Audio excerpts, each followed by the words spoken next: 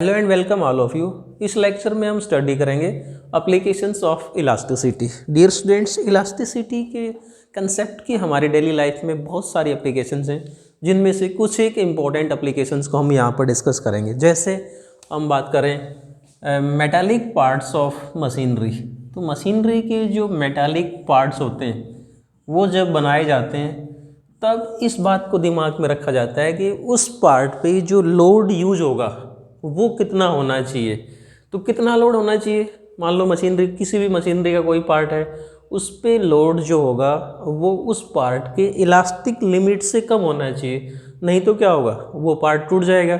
So we can say that किसी भी machinery का जो मेटालिक पार्ट है, मेटालिक पार्ट्स ऑफ मशीनरी पे जो स्ट्रेस हम अप्लाई करेंगे या जो लोड अप्लाई करेंगे, applied load on metallic parts of machinery must be less than their elastic limit, otherwise they may break. For example, एक सिंपल सा एग्जाम्पल लेते हैं। कभी आपने देखा होगा कि साइंस रूम में, फिजिक्स लैब में जो हमारे पास में स्प्रिंग बैलेंस होती है, जैसे ये मान लो हमारे पास में कोई स्प्रिंग बैलेंस है और इस स्प्रिंग बैलेंस की जो लिमिट है वो 1 किलोग्राम तक है। अब कई बार आपने देखा होगा बच्चे मजाक में क्या कर देते हैं, इस स्प्रिंग बैलेंस के साथ में जो मास लगा देते हैं वो कई बार बच्चे 2 किलोग्राम, 3 किलोग्राम, 4 किलोग्राम, 5 किलोग्राम का हैवी वेट यहाँ पर लटका दिया।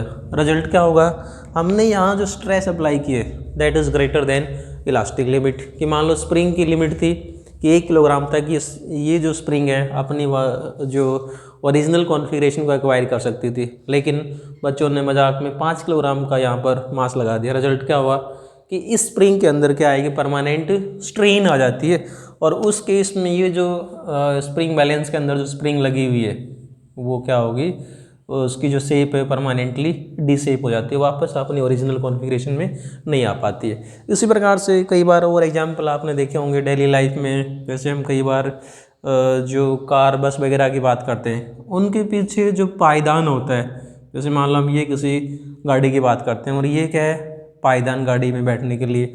अब ये जो पायदान बनाया गया है कि मान लें कि इसकी जो लिमिट है कि एक साथ में यहाँ पर 2 सवारी खड़ी हो सकती है, लेकिन कई बार आपने देखा होगा कि जो सवारी गाड़ी होते हैं इस पायदान पे 5-5, 6-6 आदमी, 10-10 आदमी खड़े हो जाते हैं। तो क्या होता है, रास्ते में इस पायदान के टूटने का डर रहेगा, क्योंकि यहाँ पर जो इन आदमियों का जो वेट होगा वो इस पायदान की इलास्टिक लिमिट से ज़्यादा चला गया। इसलिए जो एप्लीकेशन है कि मशीनरी के मेटालिक पार्ट्स पे जो लोड होना चाहिए वो उनकी इलास्टिक लिमिट से कम होना चाहिए, अदरवाइज दे में ब्रेक।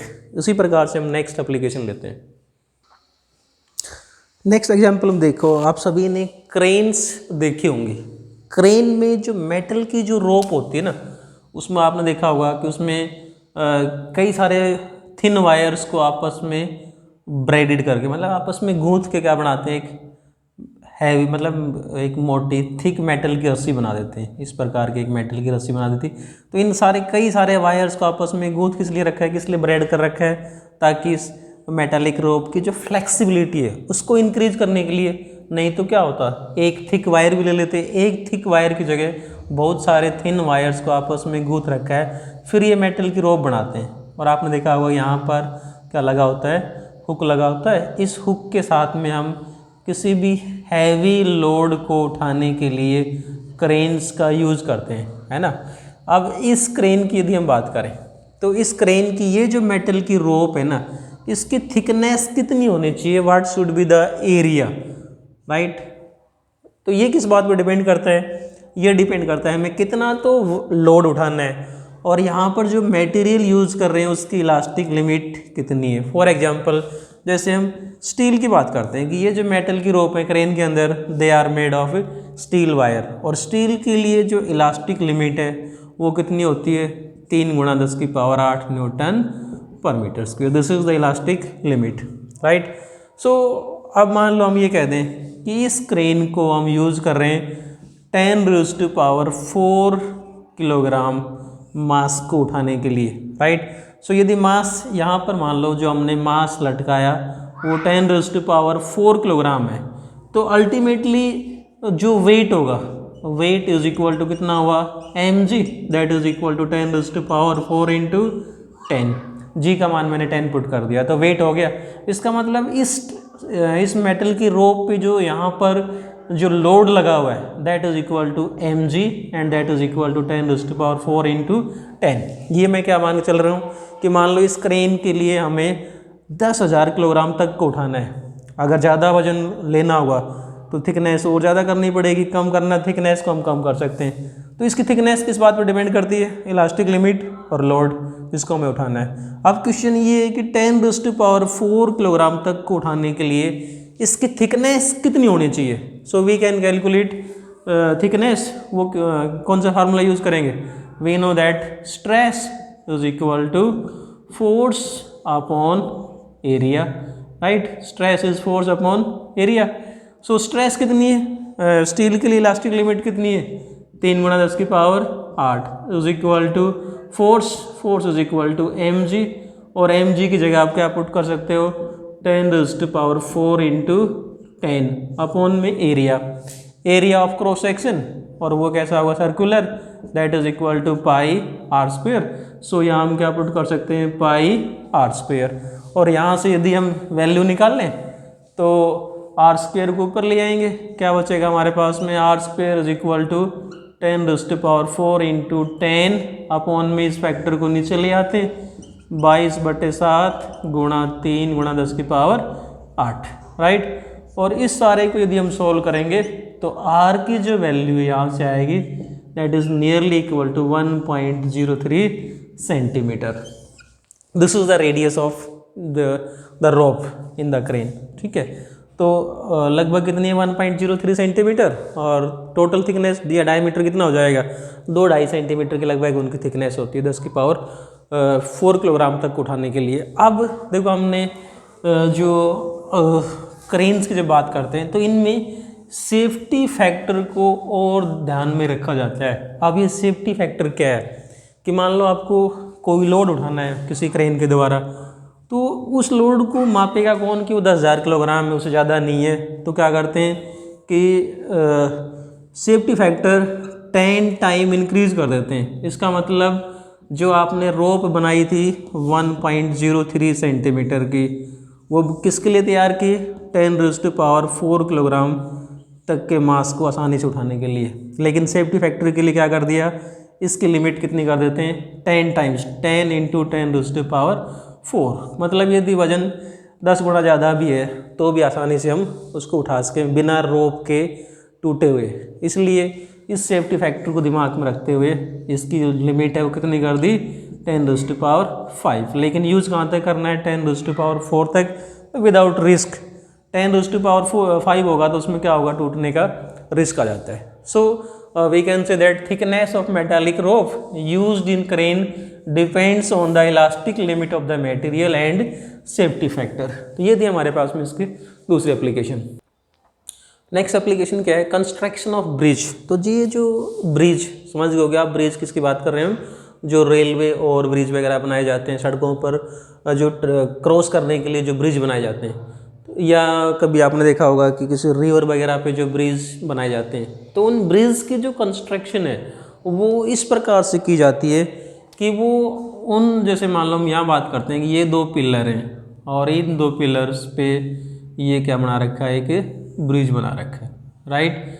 तो इस ब्रिज को बनाते समय इस बात को दिमाग में रखा जाता है कि यहाँ पर कितना हैवी ट्रैफिक पास होगा, इसका ये जो ब्रिज बनाया है इसका खुद का वेट कितना होगा, जो ब्लोइंग विंड से तेज हवा चलेगी उसके कारण से इस पर कितना फोर्स लगेगा।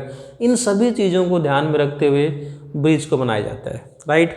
अब देखो जब ब्रिज को बनाया जाता है तो क्या होगा कि मान लो इसको समझने के लिए हम यहाँ आते हैं कि ये हमारे पास में कोई एक रोड है, इसकी लेंथ मान लेते हैं L, और इसको इन दोनों एंड्स पे किसी पिलर के साथ में रख दिया, राइट? अब यदि इस रोड के सेंटर पे हमने कोई हैवी लोड, राइट, कितना अप्लाई किया? Suppose W is heavy load. तो इस हैवी लोड के कारण से क्या होगा? There is strain. Stress apply करेंगे तो स्ट्रेन आएगी। मान लो स्ट्रेन के कारण से ये इसमें एक्सटेंशन यूँ आ गया। अब अगर ये जो हम हैवी लोड या जो स्ट्रेस अप्लाई कर रहे हैं, राइट, अगर ये स्ट्रेस इसकी इलास्टिक लिमिट तक है तो जैसे ही यहाँ से हम लोड को रिमूव करेंगे ये वापस अपनी उसी पोजीशन पे आ जाएगा। लेकिन यदि हैवी लोड यहाँ से जो अप्लाई किया है वो इसकी इलास्टिक लिमिट से ज़्यादा होगा तो क्या होगा, इसके अंदर परमानेंट डिफॉर्मिंग आएगी और इसके टूटने का डर बढ़ जाएगा। तो इसमें ये जो डिप्रेशन आया ना, ये डिप्रेशन, इसको हम रिप्रेजेंट करते हैं किसके द्वारा, डेल्टा के द्वारा। What is delta? Delta is depression produced in this road, या जो ब्रिज की बात करेंगे तो ब्रिज के अंदर डिप्रेशन जो आया। और ये डिप्रेशन को आप महसूस कर सकते हैं कभी भी आप किसी ब्रिज पे जाके खड़े हो ना, और वहाँ से जब हैवी ट्रैफिक पास होगा तो आपको उसमें वाइब्रेशंस महसूस होंगे। That is depression produced in the bridge, right. अब देखो यहाँ पर एक टर्म आती है जिसको हम बोलते हैं buckling. What is meant by buckling? क्या होता है बकलिंग? अब इसके अंदर ये जो डिप्रेशन आया है किस कारण से आया है? हैवी वेट के कारण से, ट्रैफिक के कारण से, या इसके खुद के ओवन वेट के कारण से जो डिप्रेशन प्रोड्यूस हुआ, दैट इज कॉल्ड बकलिंग। अब इस बकलिंग को रोकने के लिए हमारे पास में क्या क्या तीन चीज़ें हैं। एक तो इसकी लेंथ होगी, ये लेंथ। दूसरा इस ब्रिज की जो नीचे की तरफ जो डेप्थ होगी, कि मान लो इसको हमने नीचे इतनी डेप्थ का बना दिया, सपोज डी इज डेप्थ, ये वाली जो डेप्थ है ना, ये वाली जो डेप्थ, इस डेप्थ की बात करते हैं, नीचे की तरफ डेप्थ, और right L is length, D is depth of the bridge, और इधर जो बने यूँ जो होगी वो क्या होगी, इसकी ब्रेड्थ होगी। जैसे हम एक एग्जांपल लेते हैं कि हमारे पास में इस प्रकार से ये कोई रोड है, ये होगी इसकी लेंथ, राइट। दिस इज जो नीचे की तरफ इसकी जो मोटाई है ना, ये वाली जो मोटाई है, इसका नाम क्या रख दिया, डेप्थ रख दिया, लेंथ रख दिया, और इधर ये जो चौड़ाई है इसका नाम क्या रख दिया, इसकी ब्रेड्थ रख दिया। तो इस डिप्रेशन को कम करने के लिए इस लेंथ, ब्रेड्थ, डेप्थ और जो यहाँ पर हम हैवी लोड अप्लाई करेंगे, इन सब के बीच में जो फार्मूला है, राइट, वो फार्मूला हम डिस्कस करते हैं कि delta is depression produced, right. जो डिप्रेशन प्रोड्यूस हुआ इसके अंदर वो किस पे डिपेंड करता है? एक तो जो आप वेट अप्लाई करोगे, that is W, W is weight of the heavy traffic, या जो भी हमने लोड अप्लाई किया, W L cube, L is length upon 4y B D cube. This is the formula for depression produced in the bridge, या किसी भी road में जो डिप्रेशन आएगा वो इस बात पर डिपेंड करता है, वेट जो आपने अप्लाई किया, एल इज लेंथ। हमें क्या चाहिए कि ये जो बकलिंग है, ये जो इसमें जो डिप्रेशन आएगा, दैट मस्ट बी मिनिमम, नहीं तो क्या होगा, इसके टूटने का खतरा हो जाएगा। तो इसको मिनिमम करने के लिए डब्ल्यू को तो हम कम नहीं कर सकते। क्यों कम नहीं कर सकते? कि इसके ऊपर मान लो ट्रैफिक जाने वाले हैं, ट्रैफिक के लिए तो बनाया है और ट्रैफिक को जाना है, तो ट्रैफिक तो जो जाएगा वो जाएगा ही, तो डब्ल्यू तो हो गया कांस्टेंट। क्या बचा? लेंथ। लेंथ को कम कर सकते हैं। लेंथ को कम करने के लिए मतलब लेंथ को कम करने का मतलब ये नहीं है कि ब्रिज की जो लंबाई उसको कम कर देंगे, नहीं, इन पिलर्स के बीच का जो स्पेस है, एक पिलर यहाँ के बजाय यहाँ लगा दो, लेंथ कम होगी, लेंथ कम होगी तो क्या होगा, डिप्रेशन कम आएगा। यदि देखो लेंथ को यदि आपने यहाँ से मैं ये कह दूँ कि लेंथ को केवल आपने दुगुना बढ़ा दिया, एल को 2l कर दिया, तो यहाँ से क्लियर है कि डेल्टा में क्या है, l का क्यूब है, इसका मतलब 2l का क्यूब करोगे डिप्रेशन कितना बढ़ जाएगा, 8l टाइम। लेंथ को डबल करते ही जो डिप्रेशन आएगा वो 8 गुना बढ़ जाएगा। इसलिए लेंथ को कम करने के लिए जो पिलर होते हैं वो ज़्यादा दूर नहीं किए जाते।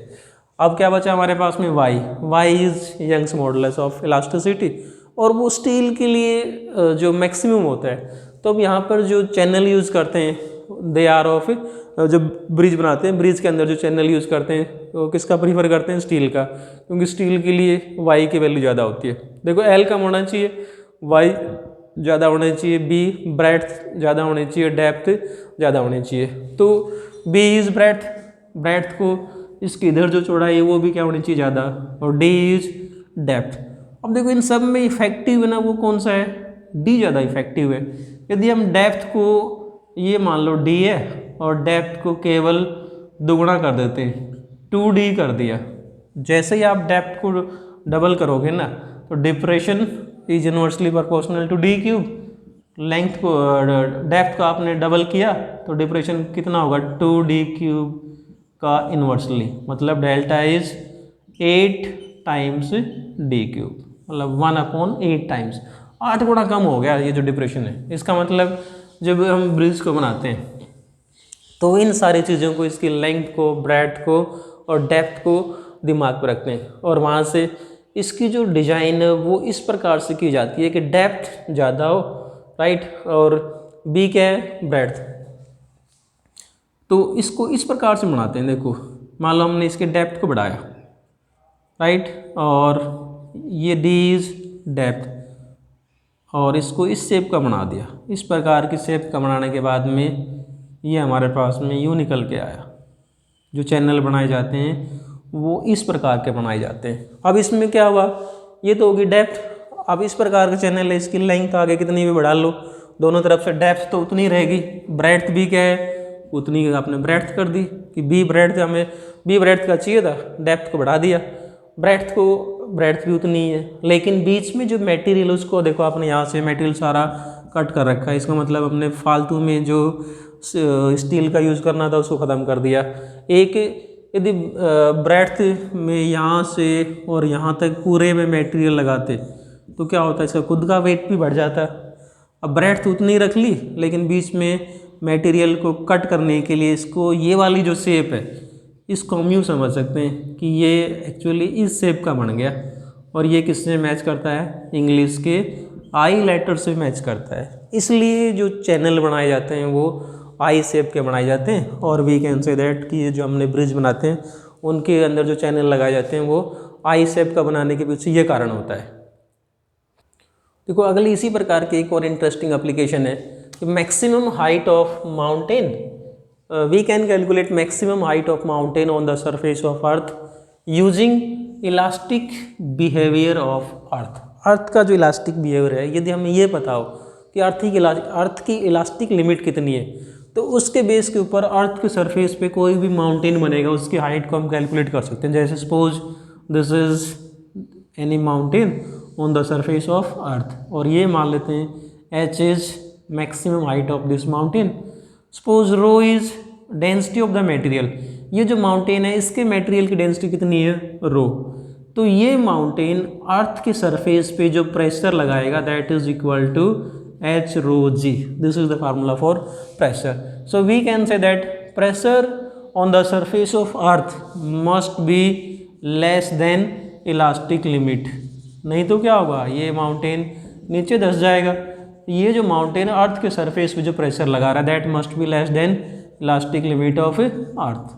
अर्थ का जो सरफेस है उसकी इलास्टिक लिमिट से कम होना चाहिए। And we know that pressure is h rho g is less than elastic limit of surface of earth. और अर्थ के सरफेस के लिए जो इलास्टिक लिमिट की वैल्यू होती है वो होती है 3 × 10⁸ न्यूटन पर मीटर स्क्वायर। इसका मतलब this h rho g must be less than this, और we can say that maximum height must be less than 3 × 10⁸ upon rho g। Rho क्या है, डेंसिटी, और ये जो डेंसिटी है it is nearly equal to 3 × 10⁻³ for typical value of rocks. Mountain में जो rocks के लिए हम वैल्यू निकालेंगे तो डेंसिटी लगभग ये होती है। और जी क्या है, acceleration due to gravity.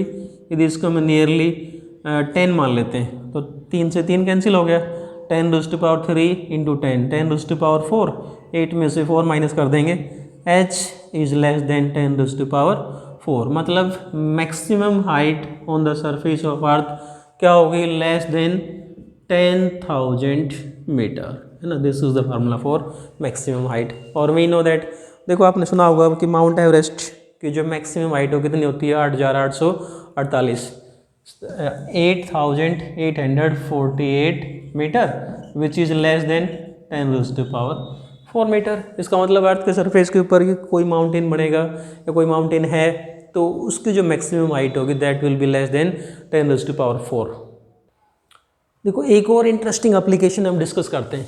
A hollow shaft is more stronger than solid shaft. क्या आप सोच सकते हैं, कंडीशन क्या है कि दोनों में मटेरियल सेम होना चाहिए, इक्वल मटेरियल होना चाहिए। शेफ्ट का मतलब क्या है, पोल की बात करते हैं, जैसे इलेक्ट्रिक पोल होते हैं देखा होगा आपने कि जो इलेक्ट्रिक पोल जब लगाए जाते हैं सड़क के किनारे या कहीं पर भी, तो वो बीच में खोखले होते हैं, होलो होते हैं, राइट। तो यदि हमारे पास में एक तो होलो पाइप हो और एक क्या हो, सॉलिड पाइप हो, दोनों का मटेरियल जो है ना वो क्या होना चाहिए, सेम होना चाहिए, इक्वल मटेरियल होना चाहिए। तो हमें क्या मिलता है कि जो होलो शाफ्ट है that is more stronger than solid shaft. तो देखो हम इसको प्रूव करते हैं कि मान लो ये हमारे पास में होलो शाफ्ट है और होलो शाफ्ट का ये जो इंटरनल रेडियस है वो मान लेते हैं R1, और जो होलो है तो इसमें दो रेडियस होंगे, इंटरनल और एक्सटर्नल रेडियस क्या मान लेते हैं इसका, R2, राइट। और ये सॉलिड है, सॉलिड का तो एक ही रेडियस होगा, वो क्या मान लिया मैंने, R। अब एक्सपेरिमेंट क्या कहते हैं कि इन दोनों को यदि हमें मोड़ना है, बेंड करना है, तो दोनों में यूनिट ट्विस्ट प्रोड्यूस करने के लिए जो टॉर्क चाहिए, टॉर्क का जो फार्मूला है वो क्या होता है, torque required is equal to pi G R4 upon में 2L, L इज लेंथ, दोनों रोड की लेंथ सेम मान लिया। तो टो क्या है, टॉर्क रिक्वायर्ड, दोनों में यूनिट ट्विस्ट प्रोड्यूस करने के लिए, मतलब 1 डिग्री से बेंड करने के लिए हमें जो टॉर्क चाहिए वो कितना होगा, पाई जी R4 अपॉन 2L। यहाँ पर जी क्या है, मॉडुलस ऑफ रिजिडिटी, जिसको हम शेयर मॉडुलस ऑफ इलास्टिसिटी कहते हैं। This is the formula for twist produced.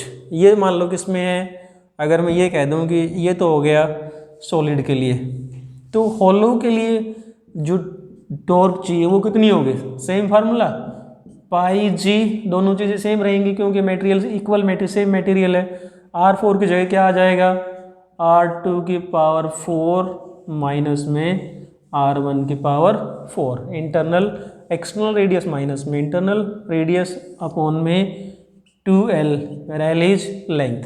अब देखो यहाँ से यदि हम इस टो डैश को टो से डिवाइड कर देते हैं, टो क्या था, सॉलिड के लिए जो टॉर्क चाहिए, टो डैश क्या है, होलो के लिए जो टॉर्क चाहिए। अब टो डैश को यदि हम 2 से डिवाइड कर देते हैं, डिवाइड कर दो, जब इसको इससे डिवाइड करेंगे दोनों में, पाई जी कैंसिल, 2L से 2L कैंसिल, क्या बचेगा, R2 की पावर 4 माइनस में R1 की पावर 4 अपॉन में यहाँ से क्या आ जाएगा, R की पावर 4। अब देखो दोनों का मटेरियल सेम था, इसका मतलब चाहे सॉलिड की बात करें या होलो की बात करें, we can say that volume of solid shaft is equal to कितना आएगा, वॉल्यूम ऑफ होलो, दोनों का वॉल्यूम तो बराबर होना है, दोनों का मटेरियल सेम है, तो सॉलिड का वॉल्यूम क्या आएगा, पाई R²L, और होलो का क्या आ जाएगा, पाई R2 का स्क्वायर माइनस में R1 का स्क्वायर इंटू L।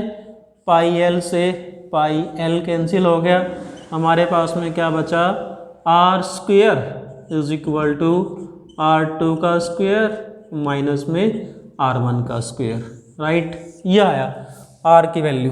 अब देखो ये जो हमारे पास में वैल्यू है, टो डैश अपॉन टो को हम पुट कर देते हैं R2 की पावर 4 माइनस में R1 की पावर 4 अपॉन में R4 है यहाँ पर, और यहाँ क्या है, R²। तो इसको यदि हम यहाँ से यूँ पुट कर दें, R4 को R² इंटू R², ये पुट करेंगे, R² की वैल्यू क्या है, R2 का स्क्वायर माइनस R1 का स्क्वायर। तो इसको मैं 2 बार पुट कर देता हूँ, R2 का स्क्वायर माइनस में R1 का स्क्वायर, दोबारा से R2 का स्क्वायर माइनस R1 का स्क्वायर, राइट। अब ऊपर क्या है, देखो R2 की पावर 4 माइनस में R1 की पावर 4, यदि इसको हम यूँ कर दें तो R2 का स्क्वायर और सारे का स्क्वायर माइनस में R1 का स्क्वायर और सारे का स्क्वायर, तो ये बन गया हमारे पास में A² माइनस B² का फार्मूला। So we can say that tau dash upon tau क्या बनेगा, ये A² minus B² that is A minus B into A plus B, that is equal to R2 का स्क्वायर माइनस R1 का square into R2 का square plus R1 का square, upon में क्या आ जाएगा, R2 का स्क्वायर माइनस R1 का square upon में इंटू R2 का स्क्वायर माइनस R1 का स्क्वायर, ये कैंसिल हो गया। सो क्या बचा, देखो वी कैन से दैट हमारे पास में जो टो डैश अपॉन टो बचा, tau dash upon tau is equal to R2 का स्क्वायर प्लस R1 का स्क्वायर अपॉन में क्या है R2 का स्क्वायर माइनस R1 का स्क्वायर। तो सीधी सी बात है कि ऊपर जो लिखा हुआ है this is greater then this, ऊपर तो क्या R2 प्लस R1 और नीचे क्या R2 माइनस R1, सो ये इससे ज़्यादा है, इसका मतलब tau dash, so we can say that tau dash is greater than tau. और टो डैश क्या था, होलो शेफ्ट को बेंड करने के लिए जो ट्विस्ट चाहिए थी, इसका मतलब होलो वाले को मोड़ने के लिए हमें जो टॉर्क चाहिए वो सॉलिड से ज़्यादा है। It means hollow shaft is more stronger than solid shaft. तो ये था हमारे पास में इसकी कुछ एक applications. Thanks and keep on watching.